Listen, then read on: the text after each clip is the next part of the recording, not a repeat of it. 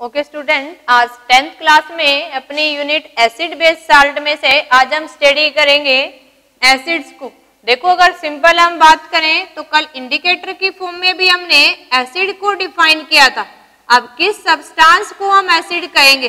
तो फिजिकली तो हम अगर टेस्ट करें तो हम कहते हैं any substance that are sour in taste, तो उसके लिए हम क्या यूज करते हैं? एसिड वर्ड यूज करते हैं। तो सिंपल अगर लिखें तो हम ये राइट कर सकते हैं कि substance which is sour in taste, जो श्योर इन टेस्ट है उसके लिए क्या यूज करेंगे? हम एसिड वर्ड यूज करते हैं। सिंपली एक हमने इसी के लिए डिफ्रेंशिएट करने के लिए लिटमस पेपर टेस्ट किया था। अगर लिटमस पेपर टर्न रेड, देखो अगर लिटमस पेपर टर्न रेड हो जाता है, चाहे ये लिटमस पेपर आपका कैसा भी है, आपने याद रखना है कि वैसे तो लिटमस पेपर अपना नेचुरली कैसा होता है? Purple colour.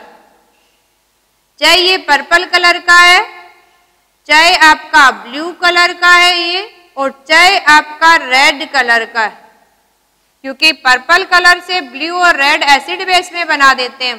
चाहे जैसे भी कलर का लिटमस पेपर है, अगर एसिड में डालेंगे तो वो कैसा हो जाएगा? Turn red. Purple to red है, चाहे ब्लू टू रेड है, चाहे रेड टू रेड रहेगा। तो ऐसे सब्सटेंस को हम क्या बोलेंगे? एसिड। इसी के केस में अगर हम थोड़ा सा इसको थोटिकली टू द पॉइंट्स लेके आने की कोशिश करें तो हम एसिड किसको कहेंगे? देखो, एसिड के लिए हम यूज कर सकते हैं substance that give H ion इन, देखो एक वर्ड यूज करते हैं हम एक्वस सॉल्यूशन। एक्वस मीन्स अगर किसी सब्सटेंस को, कोई भी आपने सब्सटेंस लिया और उसको वाटर में डिजोल्व कर दिया, दोनों को मिलाने से यहाँ जो मिक्सचर मिला, जो सॉल्यूशन मिला, अगर ये सॉल्यूशन वाटर के अंदर है तो इसके लिए क्या वर्ड यूज करते हैं हम? Aqueous solution. ऐसे कोई भी सब्सटेंस जो वाटर में डिजोल्व करने के बाद आपको अचाइन दे रहा है, तो ऐसे सब्सटेंस को हम क्या बोलेंगे? एसिड। जैसे हम ये लें कि हमने हाइड्रोक्लोरिक एसिड ले लिया, अभी हाइड्रोक्लोरिक एसिड, आपके पास सिंबल है HCl, और इसको हमने वाटर के अंदर डिजोल्व कर दिया, तो हमें ये क्या दे रहा है? अभी देखो, ये एचाइन देगा हमें, साथ में क्या देगा? Chloride ion. और वाटर को हम HAU का यूज करते हैं और यहां यूज कर लेते हैं एक्वस। अब या तो H+ की फॉर्म में मिल सकता है, या कई बार आपको ये जो वाटर मॉलिक्यूल है, जिसमें वाटर मॉलिक्यूल के ऊपर ये जो हमने डॉट रिप्रेजेंट किए, ये इलेक्ट्रॉन को रिप्रेजेंट कर रहे हैं, और ये H आयन यानी पॉजिटिव इलेक्ट्रॉन इसने लूज कर रखा है, ये दोनों आपस में कंबाइन करके हमें क्या दे देते हैं? H3O positive. यानी ये कंबाइन फॉर्म में भी मिलता है हमें वाटर के साथ, क्योंकि H पॉजिटिव और वाटर मॉलिक्यूल दोनों आपस में कंबाइन करके, 2 हाइड्रोजन यहाँ थे, 1 ऑक्सीजन, कितने हो गए? 3 हाइड्रोजन। इस वाला पॉजिटिव चार्ज किसके ऊपर आ गया? ऑक्सीजन पे, है ना। तो इसके लिए हम क्या वर्ड यूज करते हैं? Hydronium ion. तो आपको ये भी बोल सकते हैं कि any substance that give H ion in aqueous solution, और H आयन की जगह क्या मिल सकता है? Hydronium ion in aqueous solutions. तो क्या बोलेंगे उसको हम? एसिड। अब कितने H आयन दे रहा है, कितने H आयन वो एक्वस सॉल्यूशन में देगा, उसके बेसिस पे देखो हम एसिड की बात करते हैं कि कितने नंबर ऑफ H आयन देगा वो given substance. Number of H ion given by substance in aqueous solutions, यानी वाटर के अंदर डिजोल्व करने के बाद कितने नंबर ऑफ अचाइन दे रहा है, इसके बेसिस पे हम 3 टाइप्स ऑफ एसिड डिस्कस करेंगे। क्या हो जाएंगी आपकी 3 टाइप्स ऑफ एसिड। और 3 टाइप्स ऑफ एसिड कौन कौन सी हो जाएंगी, देखो एक हम बोलेंगे मोनोप्रोटिक एसिड, मोनोप्रोटिक एसिड। देखो जैसा नाम से लग रहा है मोनो, यानी acid that give only 1 H ion।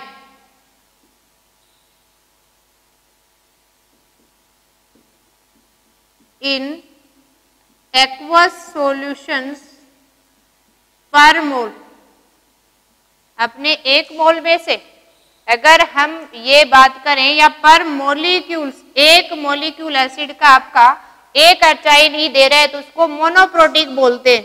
Monoprotic कौन कौन सी एसिड हो जाएंगी, देखो हम लिखें HCl, HBr, HI, जिसमें एक ही हाइड्रोजन आपको नजर आ रहा है। इसके अलावा हम लिखें HNO3, ये भी क्या है, मोनोप्रोटिक है, जो आपको एक ही एसिड मिलेगी। तो ये कुछ अगर हम ध्यान रखें, या लिखें HClO4, ऐसे एसिड हैं जो आपको एक एचाइन दे रहे हैं इन एक्वस सॉल्यूशंस। इसी के केस में देखो सेकेंड वन अगर राइट करें तो क्या हो जाएगी, डायाप्रोटिक एसिड। जैसे देखो डाया मीन्स जो 2 प्रोटॉन दे रहे हैं, तो ये क्या हो जाएगा, एसिड दैट गिव 2 प्रोटॉन, और we can say H ions in aqueous solution per molecule. Per molecule में अगर 2 प्रोटॉन्स दे रहे हैं तो उसको क्या बोलेंगे हम, डायाप्रोटिक। और डायाप्रोटिक के एग्जाम्पल क्या हो जाएंगे, देखो H2SO4, H2SO5, H2CO3 etc, जिसके अंदर आपको 2H नजर आ रहे हैं, तो ये सारे कैसे, डाइप्रोटिक। और अगर डाई से ज्यादा मोर देन 2 अचाइन दे रहे हैं तो उसको लिए हम क्या वर्ड यूज करते हैं, पॉलीप्रोटिक। मेनली अगर बात करें तो 3 ही होते हैं, तो हम इसमें अगर बात करें ट्राइप्रोटिक या पॉलीप्रोटिक के लिए, तो थर्ड टाइप ऑफ एसिड क्या हो सकती है, पॉलीप्रोटिक एसिड। पॉलीप्रोटिक एसिड्स क्या हो जाएंगे, सब्सटेंस या acid that give more than 2 proton या more than 2 H ion in aqueous solutions. Acid that give more than 2 H ion in aqueous solutions. अगर मोर देन 2 अचाइन दे रहे हैं तो उसके लिए हम क्या यूज करेंगे, पॉलीप्रोटिक एसिड। जैसे एग्जांपल लिखे हम H3PO4। इसी तरह से जो अपनी ये एसिड है कैसी हो जाएगी, फॉस्फोरिक एसिड पॉलीप्रोटिक एसिड के अंदर आएगी। किसके अंदर, पॉलीप्रोटिक एसिड। हम यहाँ राइट करें H3ASO4, तो ये सारी किसके अंदर आएंगी, polyprotic acid that give more than 2 H ion in aqueous solution.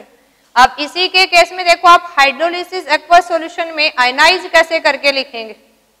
अब इसी केस में आप लिखेंगे जैसे HCl प्लस वाटर, तो आपने कैसे आयनाइज बनाना है, जैसे अभी लिखा था, या तो वाटर को इंडिकेट करने की बजाय एचाइन और क्लोराइड, या क्या लिखेंगे, इस एचाइन और वाटर को मिला के हाइड्रोनियम आयन और साथ में क्लोराइड आयन, और किस फॉर्म में मिलेंगे, ये एक्वस।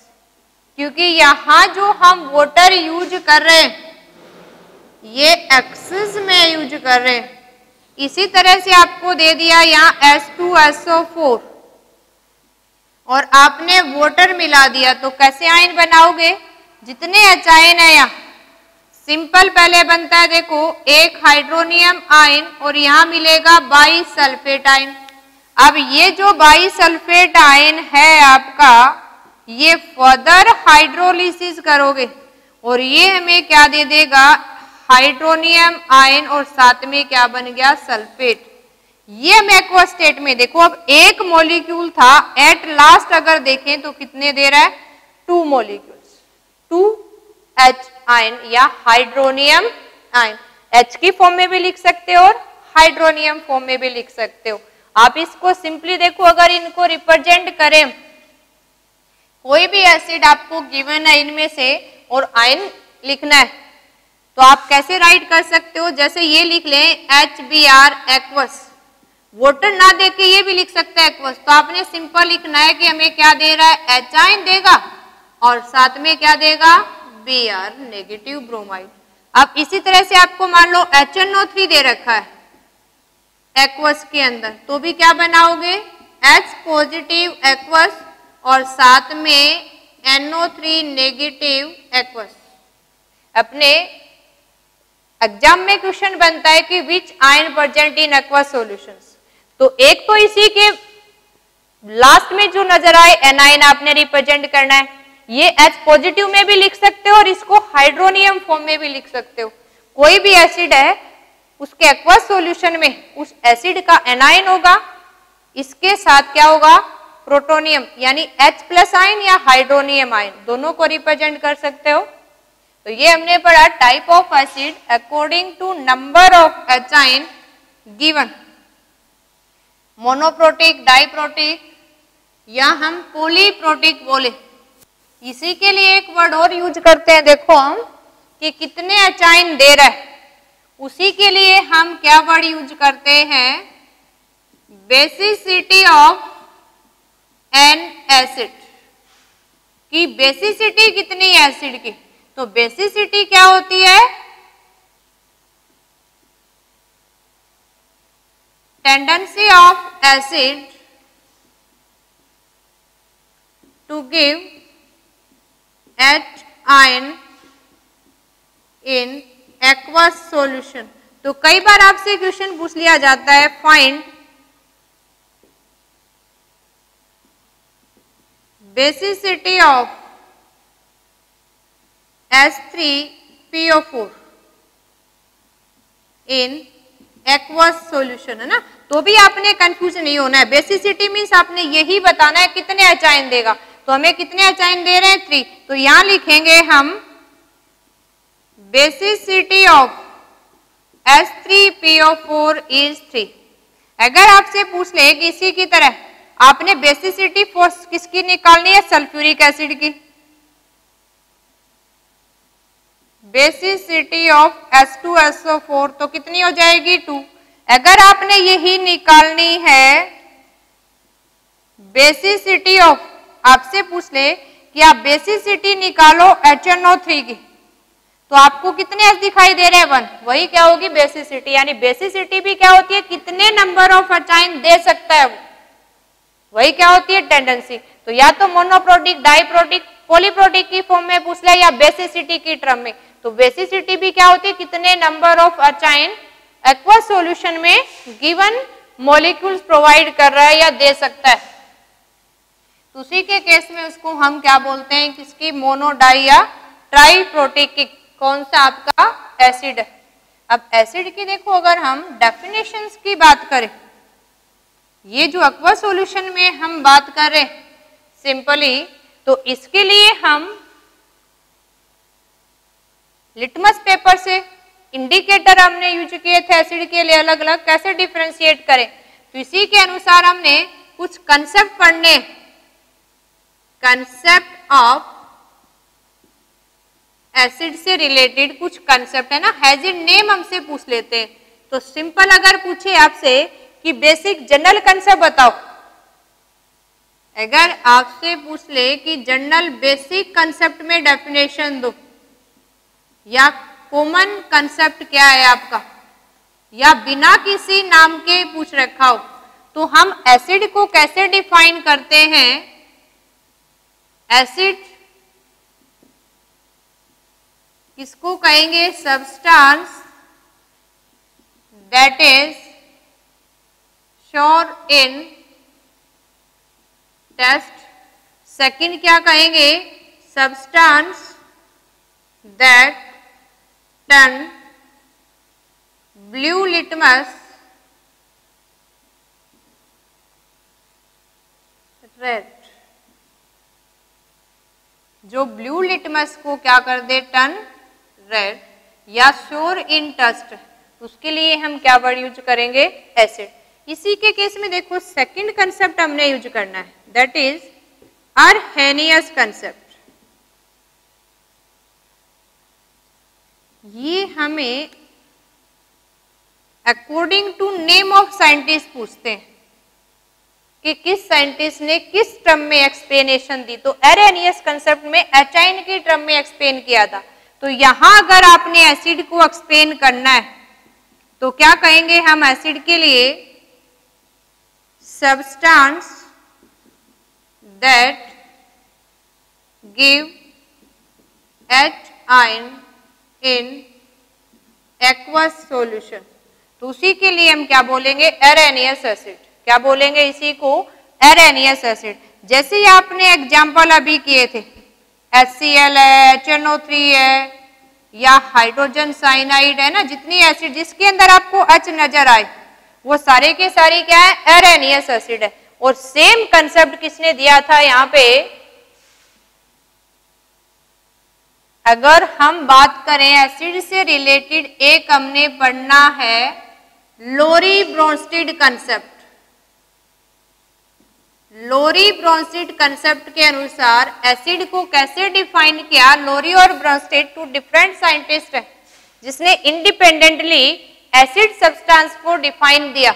और कैसे डिफाइन किया? लोरी ब्रोंस्टेड के अनुसार एसिड किसको कहेंगे?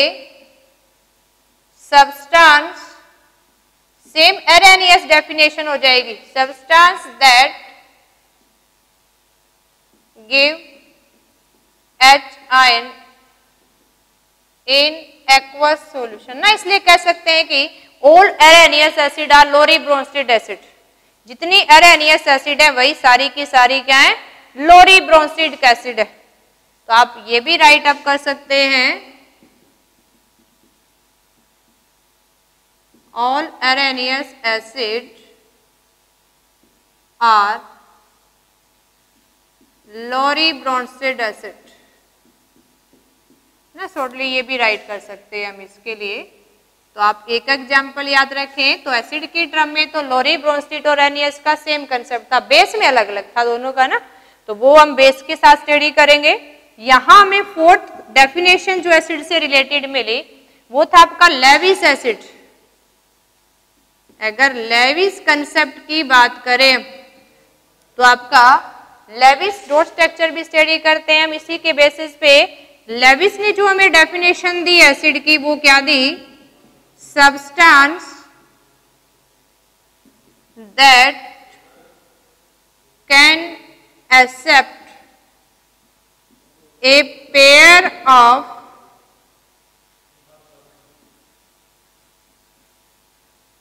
Lawn pair of electrons. जो लॉन पेयर ऑफ इलेक्ट्रॉन, उसके लिए क्या वर्ड यूज किया? एसिड। दैट मीन्स क्या होगा? लेविस एसिड कौन से होंगे? It is electron deficient compound. कौन होंगे ये? इलेक्ट्रॉन डेफिशिएंट कंपाउंड होंगे। और इलेक्ट्रॉन डेफिशिएंट होंगे तभी क्या कर सकते हैं? एक्सेप्ट कर सकते हैं इलेक्ट्रॉन को, जिसके अंदर इलेक्ट्रॉन की कमी हो। और इसी केस में आपने कुछ एग्जाम्पल याद रखने हैं। जैसे हम यहां लिखें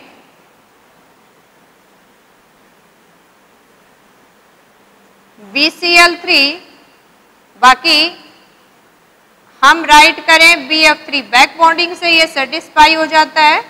AlCl3, या हम लिखें यहाँ पे BeCl2 या SnCl2, यानी जिसके अंदर 4 बॉन्डेड एटम 4 आपको ना नजर आए, वो सारे के सारे आप ऐसे पहचान सकते हैं। देखो इसमें भी 3 है, इसमें 3 है, इसमें 2 है, इसमें भी 2 क्लोरीन है।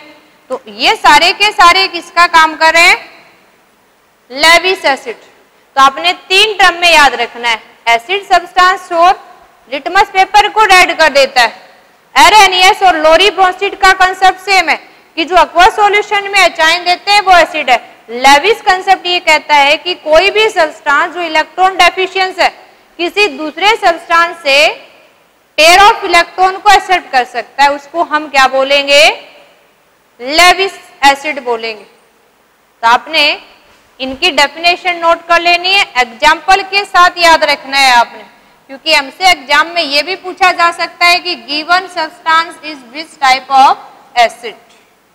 तो आपने इनके एग्जाम्पल के साथ डेफिनेशंस को ध्यान में रखना है। तो ये तो पढ़े हमने different concept of acid and base. अब इसी के बेसिस में अगर हम एसिड की स्ट्रेंथ की बात करें, हमसे कई बार पूछ लिया जाता है कि strength of acid, strength of acid के बेस पे हम 2 टाइप ऑफ एसिड यूज करते हैं। एक यूज करते हैं हम डाइल्यूट एसिड, और एक आपको मिलेगा वर्ड कंसंट्रेटेड एसिड है। ये तो है ना, लैब में जाते हैं तो हम कहते हैं कि कंसंट्रेटेड एसिड आपने टच नहीं करना है, डाइल्यूट एसिड है। तो डाइल्यूट एसिड तो क्या होती है? जिसके अंदर हमने वाटर ऐड कर रखा होता है और एसिड की अमाउंट कम होती है।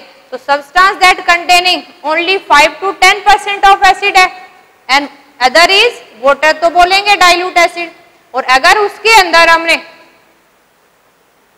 मोर देन 10% एसिड ले रखा है तो क्या बोलेंगे? Concentrated acid. इस केस में तो आपने ये ध्यान रखना है, या तो आपका होगा 5 to 10% एसिड और इसके अलावा साथ में क्या होगा आपका? वाटर। और यहां क्या हो जाएगा? मोर देन 10% तो क्या होगी? एसिड, और बाकी यहां भी क्या है? Water.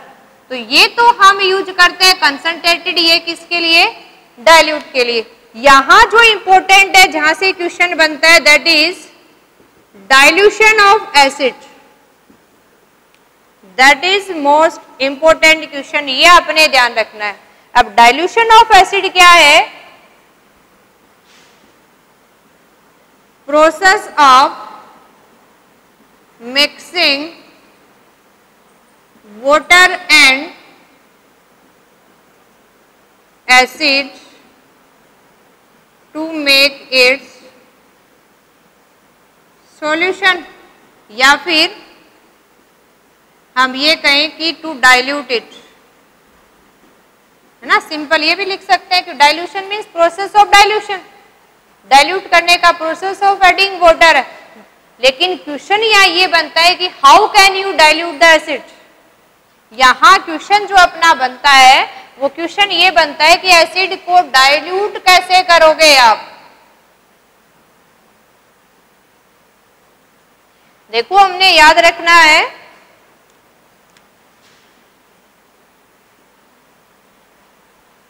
Dilution of acid is exothermic process. Exothermic का मीनिंग आपको पता है कि किसको कहते हैं हम एक्सोथर्मिक? जिसके अंदर lot of heat is release.